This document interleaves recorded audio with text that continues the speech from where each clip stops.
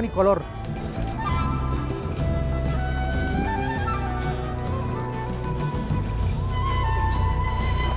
Colombia,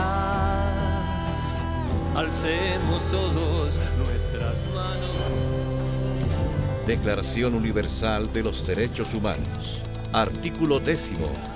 Toda persona tiene derecho, en condiciones de plena igualdad, a ser oída públicamente y con justicia por un tribunal independiente e imparcial, para la determinación de sus derechos y obligaciones o para el examen de cualquier acusación contra ella en materia penal.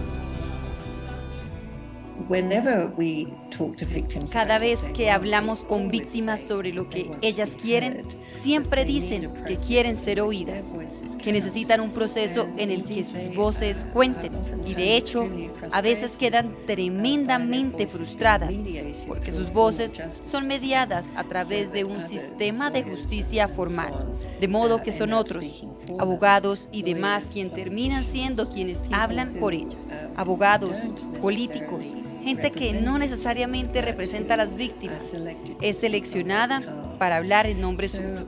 De modo que sí, las voces de las víctimas, muy crucialmente importantes para todo proceso de reconciliación. Y no vayamos a olvidar que sus voces, con frecuencia, son sofocadas por quienes dicen que están hablando por ellas, pero sin legitimidad.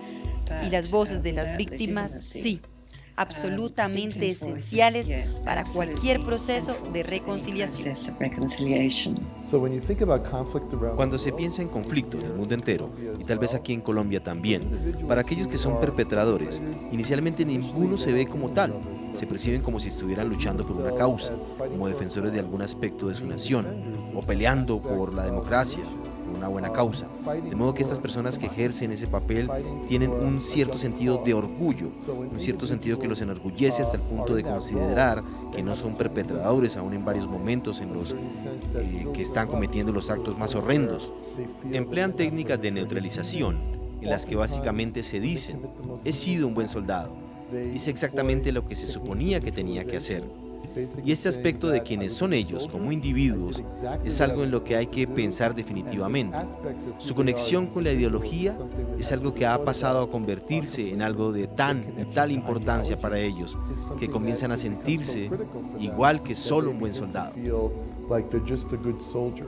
En los pactos de paz de los años 90, suscritos con el M-19, con el EPL y con otras pequeñas agrupaciones guerrilleras o milicianas, en general hubo atención hacia los excombatientes, pero la atención hacia las comunidades fue muy débil. Aunque hubo algunos recursos para los planes de desarrollo y aunque hubo algunos beneficios sociales, fueron mucho más limitados y no hubo atención a las víctimas, entre otras, incumpliendo desde la parte gubernamental y estatal algunos de los compromisos suscritos para que hubieran programas con las víctimas.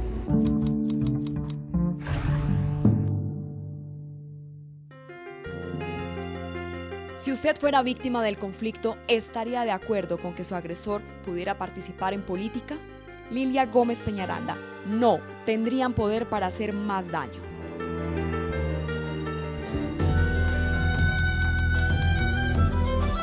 Yo estoy absolutamente convencido que con la firma de los acuerdos en La Habana no va a haber paz automática en Colombia.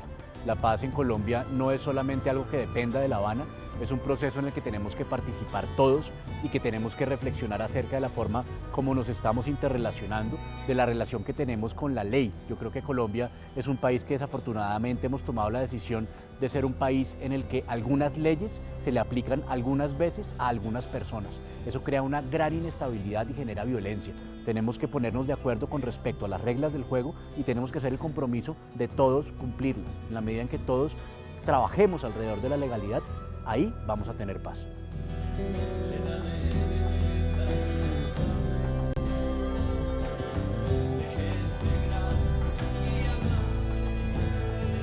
Yo creo que los diálogos es un proceso, todo es un proceso. Yo creo que Colombia todavía nos falta mucho para vivir un proceso de paz.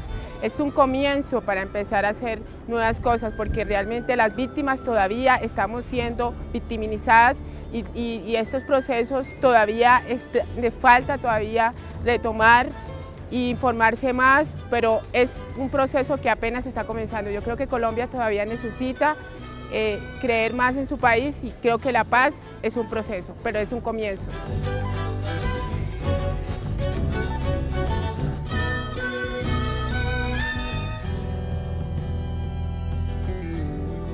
Ojalá que las dos partes tengan en cuenta el cumplimiento. Hace mucho tiempo en Colombia se sentía el derecho y el juramento a la palabra. Ojalá cada una de las instancias pues tengan la posibilidad de cumplir con lo que dicen, que ojalá pues no dañen este proceso que se ha trabajado por tanto tiempo y que ojalá pues las cosas se vayan dando.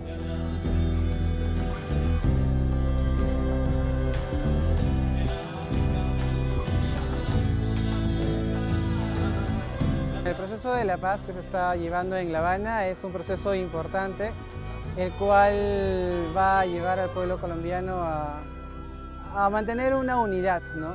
No es el total de lo que se necesita en Colombia ni en Sudamérica, pero sí es un buen inicio, ¿no?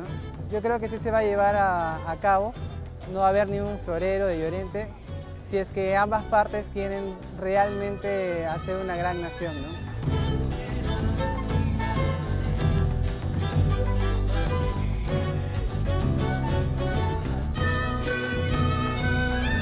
Paz pero con justicia social, paz pero con equidad y paz sin rencor.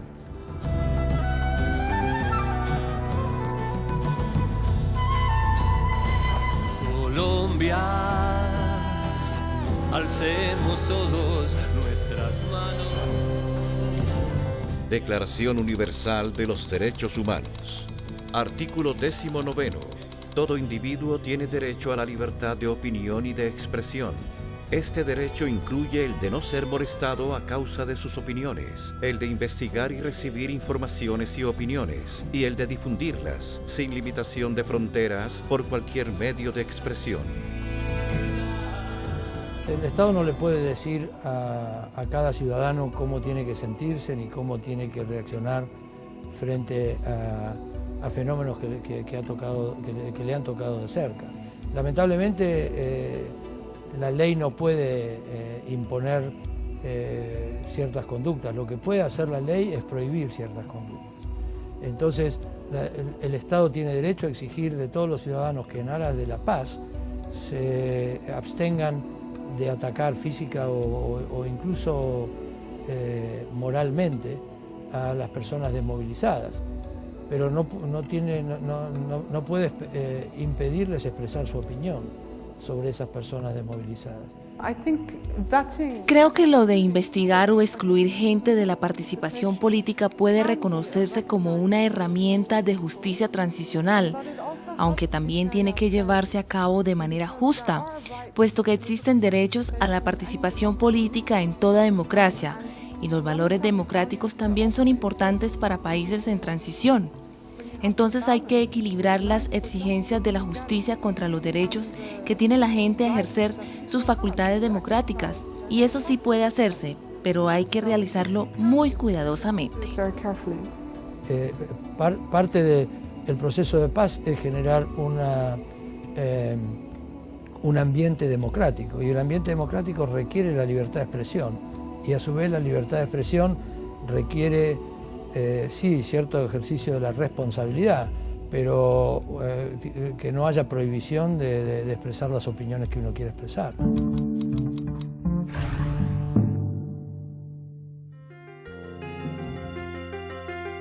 Olga Lucía Castillo. Todas las denuncias que se han colocado contra militares gringos han ido a parar a Estados Unidos, dejándonos sin derecho a la justicia.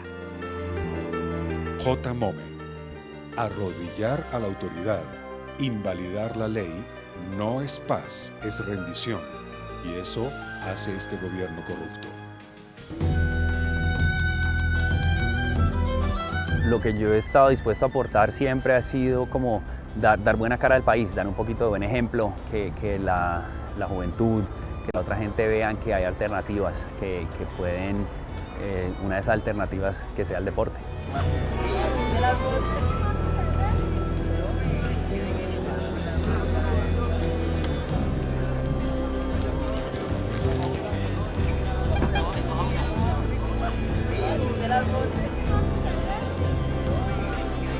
La paz en Colombia es posible en la medida en la que todos los ciudadanos creamos en que cualquier proceso que se abra y que prometa que va a conseguirla, se va a conseguir. Hay que ponerle un poco de fe y hay que aceptar que todos somos víctimas. En la medida en la que todos somos víctimas, hay que apostarle a que se consiga la paz.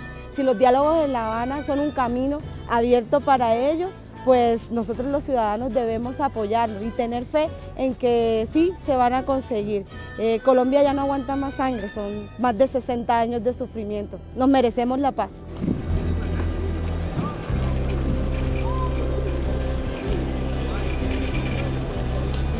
Ese proceso no es posible mientras allá estén hablando de paz y aquí estén poniendo bombas, secuestrando gente y haciendo demás atrocidades. Mientras no sea una paz paralela y concorde con todo, no hay posibilidad de nada.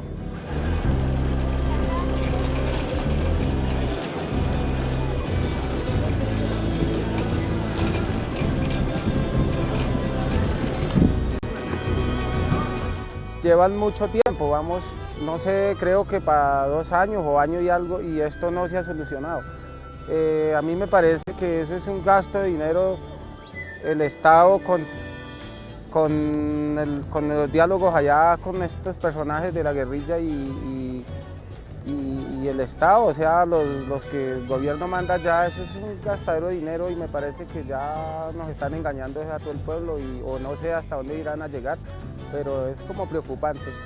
Sería bonito que llegaran a un acuerdo lo más pronto posible y que no hubiera más conflictos y hubiera en realidad una paz seria para que todos nosotros vivamos felices y podamos trabajar, podamos tener un futuro en este país.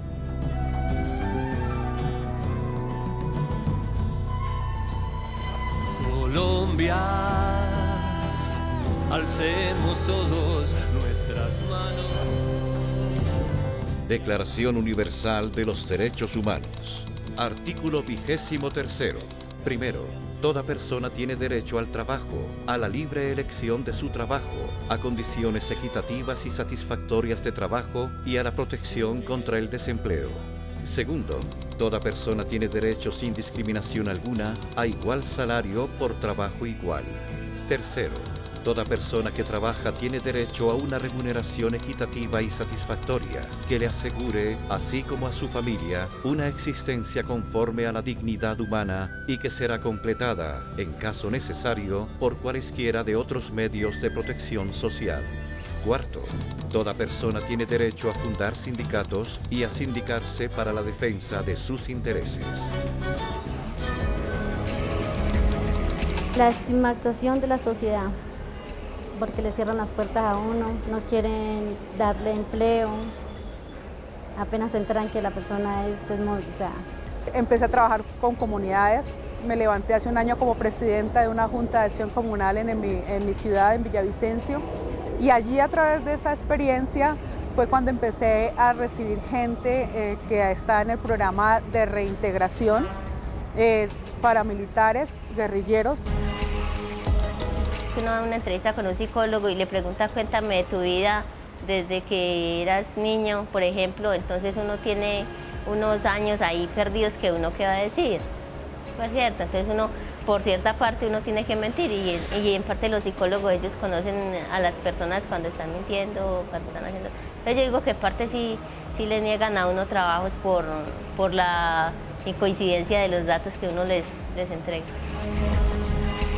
Ellos llegan a la comunidad, empezamos a trabajar con ellos y efectivamente en el primer grupo llegó uno de los que me tuvo en cautiverio. Yo lo reconocí, él me reconoció, yo me acerqué a él y yo le dije que no se preocupara, que eso eran cosas del pasado y que el pasado había que dejarlo allá, no sin olvidarlo, sino como un punto referente para recuperar un presente y hacer un mejor futuro. Creo que algo obvio que es posible hacer por excombatientes que desean ser parte de la sociedad es ofrecerles pequeñas oportunidades de negocios o posibilidades de empleo o de educación. Fue una experiencia muy emocional, pero también fue necesaria. Personas que detectaron la situación dentro de este grupo de personas también entendieron que se les estaba recibiendo con cariño, con respeto, con consideración. Yo creo que casi 50% de los colombianos que tienen trabajo en el sector informal. Entonces no va a ser muy fácil que la economía de Colombia va a tener la capacidad de dar trabajo de 15,000 excombatientes. Vale la pena para el gobierno para pensar sobre los ejemplos donde tenía programas de empleo. Empleo por un tiempo, pero yo creo que es importante para pensar sobre dos cosas. Uno, en realidad este empleo va a ser concurrencia con los otros grupos ilegales, por ejemplo la BACRIM, los grupos post-paramilitares. Tienen que mismo ser conscientes de cuánto ellos están pagando dentro de BACRIM para evitar que la gente va a tener un incentivo para salir un trabajo social, por ejemplo, de ir de nuevo a la BACRIM por razones económicas. Segundo, yo creo es importante que estos trabajos son conceptualizados para cambiar Colombia para mejor. Bueno, hay muchas ideas ahí que ya escuché, pero yo creo merece más debate.